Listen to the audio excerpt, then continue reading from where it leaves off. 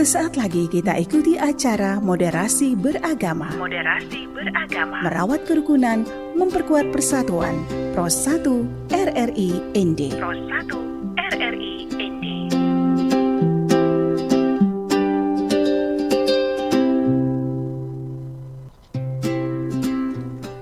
Selamat siang pendengar RRI dimanapun Anda berada, kembali di acara Moderasi Beragama untuk edisi siang hari ini. Anda bersama saya Christine Sendah dan juga operator studio Aventino. Dan sudah kami siapkan salah satu topik ya pendengar, merawat moderasi beragama melalui tradisi leluhur. Dan di ujung telepon kami sudah terhubung bersama Bapak Mikael Borobebe sebagai Kepala SDK Witihama, Kecamatan Witihama, Adonara Flores Timur, pencinta budaya Lama Holot, serta penulis berbasis budaya Lama Holot. Selamat siang Pak Mikael. Selamat siang Ibu Christine, RRI ND Pro 1. Salam sehat Bapak. Salam sehat juga. Baik, Bapak, siang hari ini kita akan berbincang ya terkait dengan merawat moderasi beragama melalui tradisi leluhur. Sejauh ini bagaimana Bapak memaknai sebuah konsep ya moderasi beragama dalam konteks budaya Lama Holot yang hidup di tengah masyarakat Witihama dan juga di Adonara nih Pak Mikael? Ya, terima kasih Ibu. Konsep merawat moderasi agama melalui tradisi Lama Holot, khususnya di kecamatan, tentu kita berprinsip berpatok pada tradisi leluhur yang diwariskan. Dan secara Lama Holot yang pertama kita konsep-konsep filsafat kehidupan itu, misalnya disebut dengan Parep Padang. Parep Padang artinya menghormati, menghargai orang lain, beda agama, beda suku.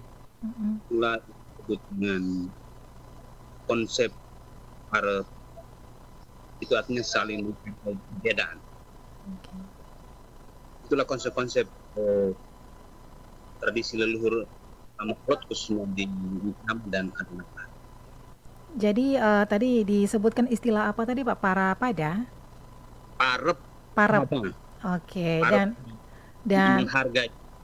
Dan ini juga menjadi salah satu tradisi leluhur ya, yang mengajarkan nilai toleransi, kebersamaan, dan juga saling menghormati antar umat beragama, begitu ya Pak Mikael?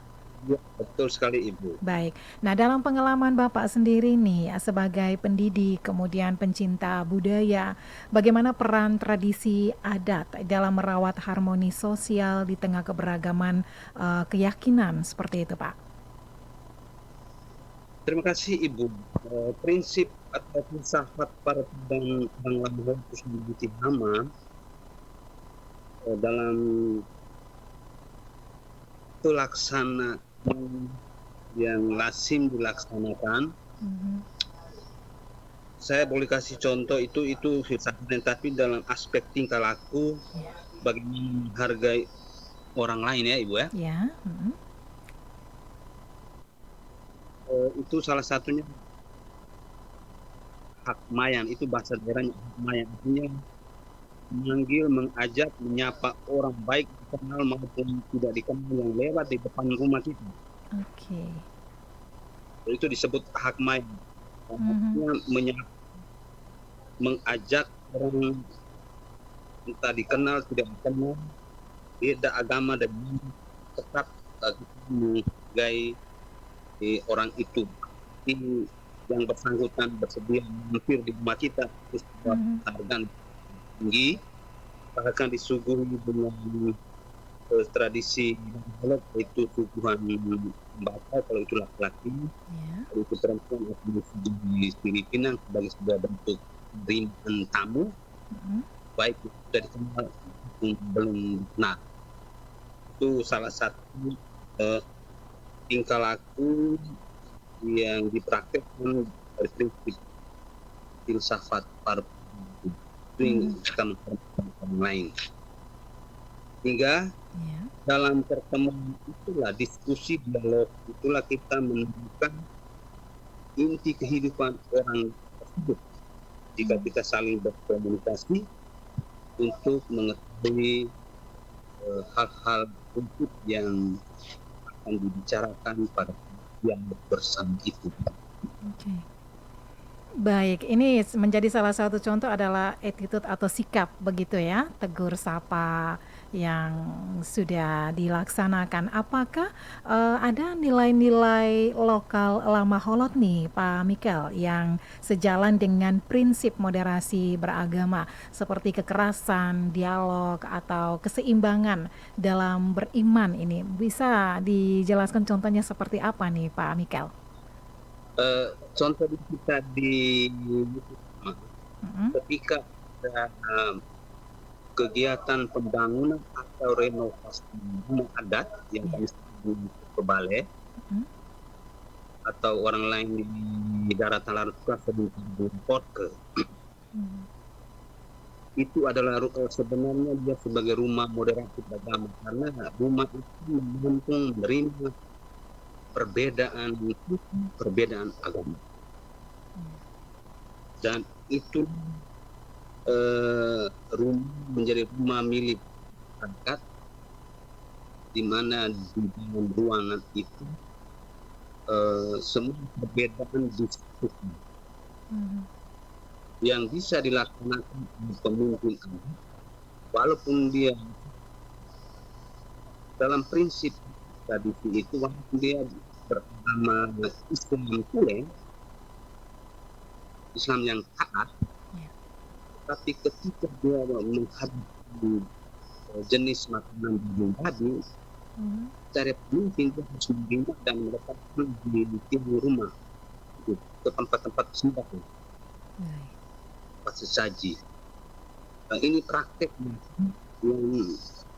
dialami di sana. Kalau saat jamuan bersama, secara etika sudah diwariskan,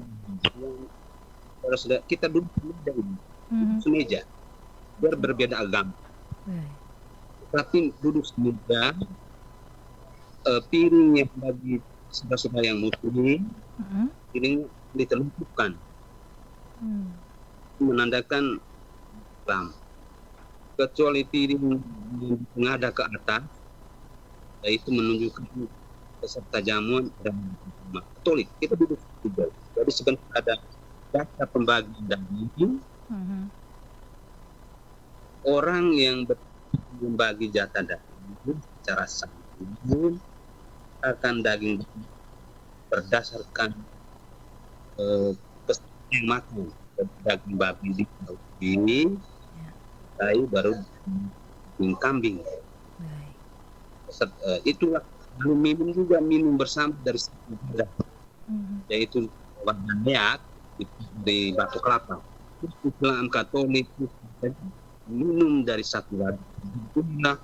Lalu mereka juga bukan sebuah kegiatan khusus rohani, yaitu berdoa sebelum meneguk untuk hubungan pesta. Itulah satu tradisi leluhur yang diberikan hari ini dalam zaman, tetap etik itu dijaga dalam zaman sama, hingga nilai-nilai kerukunan tetap dijaga. Prinsip moderasi adalah mengekang diri atas kebebasan pribadi orang lain, hingga betul-betul kita merawat nilai kebersamaan yang melalui adat, tapi nilai-nilai akan masing-masing budaya mempersatukan orang-orang yang sama. Begitu dulu. Baik, ini luar biasa ya, dan tradisi ini masih tetap terus dilaksanakan sampai saat ini ya Pak Mikel. Betul sekali Ibu, saya kira ini masih dirawat bersama. Baik. Dan bagaimana dengan anak muda nih? Ya ini sebagai penerus ya generasi bangsa, generasi budaya di daerah Anda pendengar, tentunya ada tantangan seperti itu yang memang tidak mudah untuk mengajak anak muda saat ini untuk bisa memahami dan juga menghadapi tradisi leluhur sebagai salah satu sarana untuk bisa memperkuat moderasi beragama seperti itu, Pak Mikel. Ya, betul. Generasi zaman milenial tentu dengan pemikiran-pemikiran kecerdasan pengetahuan dari agama. Karena itu ada semangat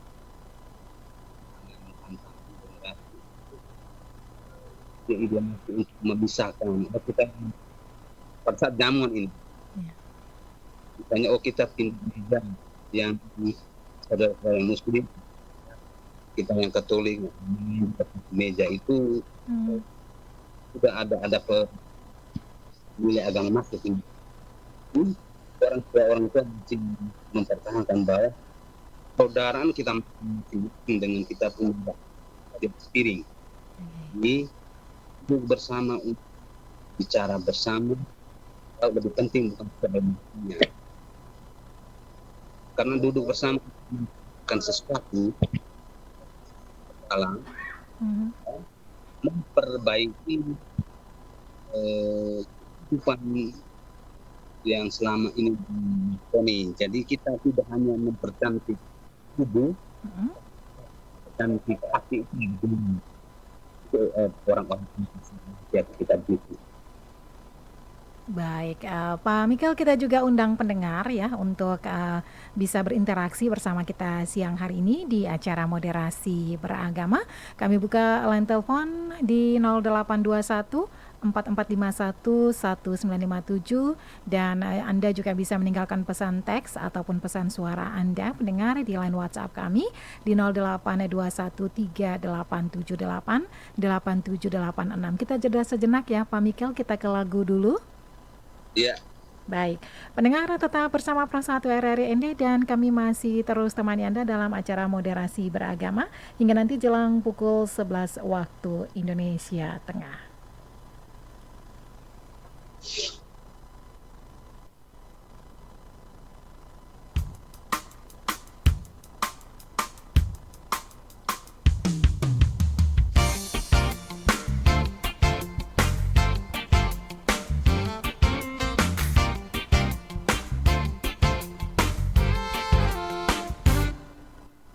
Lagi-lagi fenomena realita, perempuan tersiksa dalam sebuah derita yang seharusnya tubuhnya selalu terjaga, namun kini kulihat memar lalu penuh darah. Ironi tragedi yang kerap selalu tercipta, dengan bodohnya cepat naluri manusia turuti emosi yang ada di dalam jiwa, tanpa bisa menahan dia pukul seorang wanita. Sadis dan tak manusiawi, seperti tak punya akal logika. Kulihat bagaikan angsa dan serigala, begitu buas ketika dia menikah mangsanya. Sadis dan tak manusiawi, seperti tak punya akal logika. Kulihat bagaikan angsa dan serigala. Oh, andai kau tak cinta, lebih baik tinggalkan saja. Jangan pernah cari jejaknya, dia harus lebih bahagia. Andai kau tak cinta, lebih baik tinggalkan saja. Jangan pernah cari jejaknya, dia harus lebih bahagia.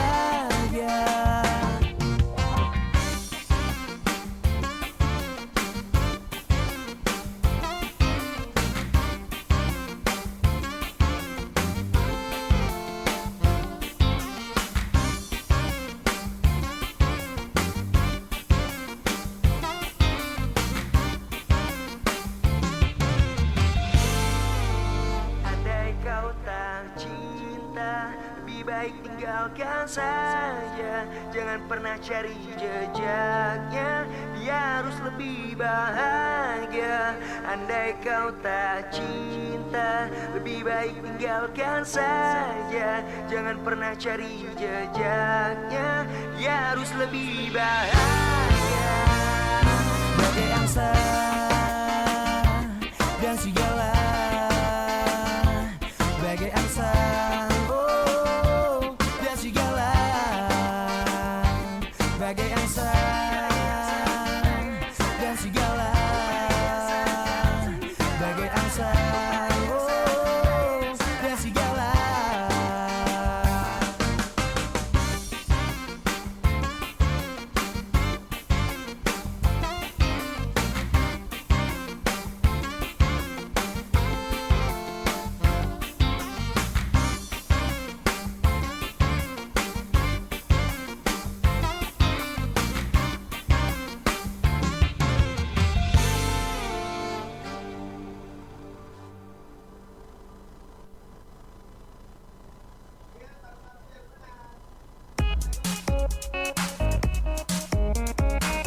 Info Florata.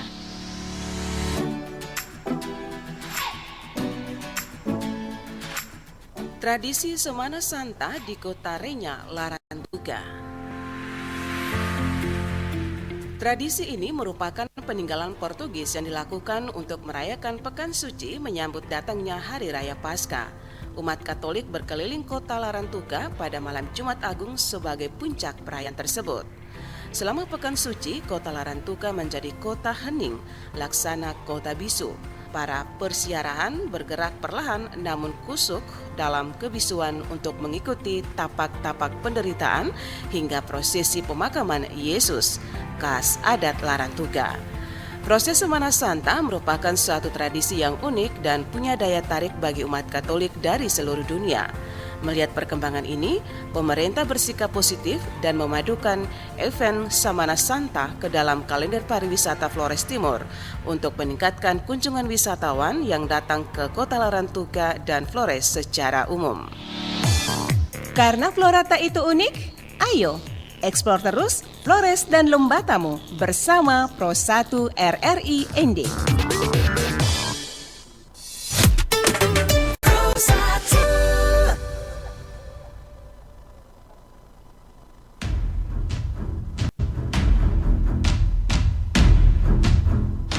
Jadi, kamu sudah tahu misi kita?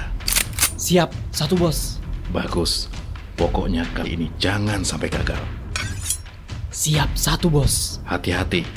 Mereka bisa saja mendengar rencana kita. Siap, satu bos.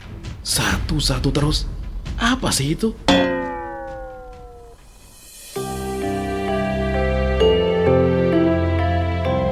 Satu untuk tanah air yang sama. Satu untuk bangsa Indonesia. Satu untuk bahasa persatuan kita. Kita Indonesia, kita Pancasila.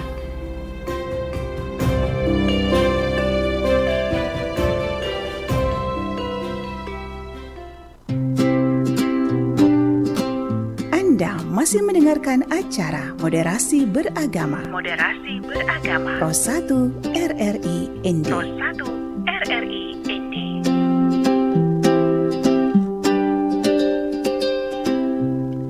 Dari kawasan Jalan Durian nomor 1 ND, Anda masih di acara Moderasi Beragama. Pendengar, masih terkait dengan topik kita siang hari ini, Moderasi Beragama, merawat moderasi beragama melalui tradisi leluhur. Dan masih bersama kita Bapak Mikael Boro BB sebagai Kepala SDK Witihama Kecamatan Witihama Adonara, pencinta budaya Lama Holot dan juga penulis buku berbasis budaya Lama Holot. Pak Mikael.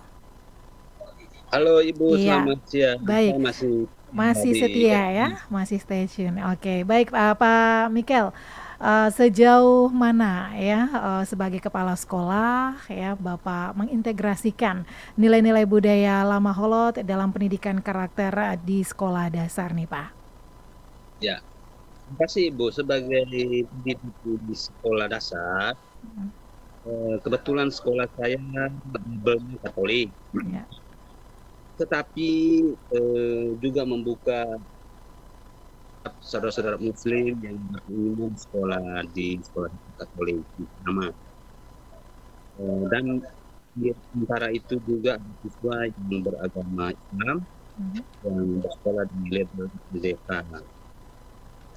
Dan itu kita sudah membangun komunikasi agar mereka juga bisa hidup toleran dengan hal-hal internal keagamaan ini, tapi tidak dipaksakan untuk mengikuti semua kegiatan Katolik, peribadatan dan kegiatan yang nuansanya sangat prinsipil dan sangat pribadi yang tidak boleh dilakukan. Jadi kita menghargai mereka datang seperti kegiatan, tetapi kita sangat memberi kebebasan. Umat mereka kami izinkan kembali dengan kegiatan keagamaan. Dan persaudaraan solidaritas kami mendidik anak-anak untuk mungkin perbedaan orang-orang untuk menjadi kekayaan kita bersama di sini, bukan untuk menolak agama menjadi alasan untuk kesetaraan.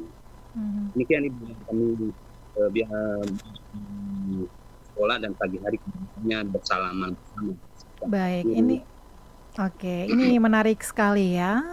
Apa yang diterapkan moderasi beragama di sekolah Anda, Pak Mikel, dan juga sebagai penulis ya, tentu ada karya tulis ataupun buku yang berbasis budaya Lama Holot yang Bapak tulis ini dapat menjadi media edukasi moderasi beragama bagi masyarakat luas, seperti itu ya Pak? Iya betul. Saya sedang menyiapkan satu buku Pokebale Rumah Pemuda Lama Holot, dan salah satu sub adalah Pokebale Rumah Moderasi Beragama, sub bab sub 3. Itu saya coba menggambarkan situasi bagaimana toleransi dibangun secara hutan sendiri di Tiama, bagaimana mereka membangun sudah itu keharmonisan dalam hidup beda agama, beda suku. Itu nah, buku sementara diedit ya, diterbitkan resmi dan diedarkan mungkin Maret April. Saya pernah posting buku Balai Rumah Pemuda Lama Holot, tetapi itu salah satu subjudul yaitu moderasi. Gitu. Oke, di dalam karya tulis Anda menjelaskan tentang situasi begitu ya, yang terjadi di Lama Holot begitu, tradisinya seperti apa? Ini lebih ditekankan di apa nih Pak karya tulisnya? Bagaimana kita hidup berbeda, tapi kita budaya itu menyatukan kita. Budaya itu sangat masuk pada hal privat masing-masing yang diperdebatkan, maka menjadi jauh. Itu ketika kita memahami dan memahami pesan-pesan itu bersama bersaudara, berbeda agama ini bermakna penting. Dulu mereka sudah hidup bersama, itu kita persaudaraan Lama Holot, kakak Sare, itu kerabatan kepersaudaraan kakak adik bersaudara dalam satu kampung, sehingga mesti diedukasi agar buku ini bermanfaat generasi yang dari ilmu luar ke barat, mungkin banyak melupakan timuran. Baik, Pak Mikel, ini juga sudah ada yang bergabung ya bersama kita di siang hari ini dari Saudara Ignas yang ada di Nagekeo. Selamat siang untuk narasumber dan penyiarnya. Ini menarik sekali dari perbincangan yang sudah dijelaskan tadi. Yang menjadi pertanyaan saya ya, kalau boleh dikatakan, dengan melihat perkembangan zaman yang begitu maju, tentu ada dampak ya jika tradisi leluhur mulai ditinggalkan terhadap kehidupan beragama dan juga relasi sosial di masyarakat. Ini menurut Bapak seperti apa dampaknya yang akan terjadi? Terima kasih. Ya Ibu, dengan Pak dari Bekeo ya. Ya, Pak Ignas ya. Tentu kita sangat mengharapkan para di pemerintah menggunakan mimbar agama, adat, yang itulah yang kita sebagai mentor harus mampu mengedukasi di umat, masyarakat, dan rakyat dalam semangat persatuan, menerima perbedaan, sehingga generasi-generasi kita dapat mampu berbagi dengan siapa saja dan menerima perbedaan, karena tidak menerima perbedaan Bhinneka Tunggal Ika dan diputuskan oleh para secara payung besar. Demikian supaya kita di tingkat domestik berperang, tapi kamu harus menambahkan global. Jadi sesuatu itu datang dari yang lokal, disebarluaskan dengan nasional, bahkan embrio dari lapangan itu. Begitu, Ibu. Baik, Pak Mikel, tentu untuk menjalankan moderasi beragama tentunya tidak sendiri ya, ada kolaborasi begitu. Tokoh agama dan juga lembaga pendidikan yang dapat memperkuat moderasi beragama berbasis kearifan lokal.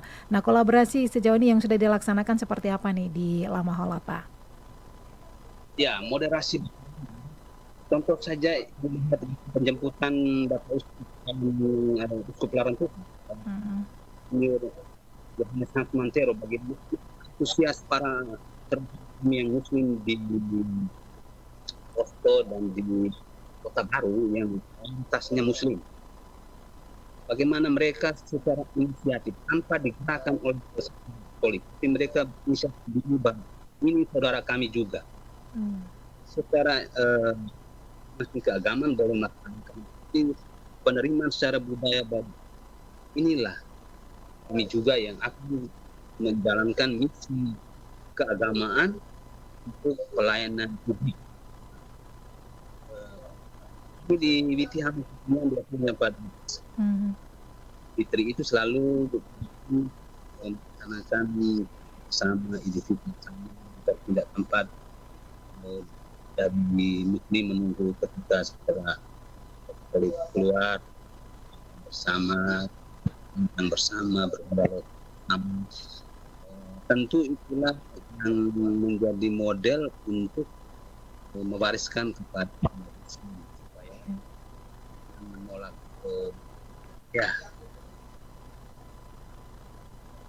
demikian, Ibu. Oke, baik, Pak Mikel, di akhir kebersamaan kita ini apa yang menjadi pesan Bapak bagi generasi muda Adonara dan juga Flores Timur agar tetap merawat tradisi leluhur sebagai fondasi hidup rukun dalam keberagaman nih, Pak? Ya, terima kasih, Ibu. RRI 1ND. Agama hendaknya tidak dijadikan alasan untuk menolak persaudaraan atau menolak perbedaan.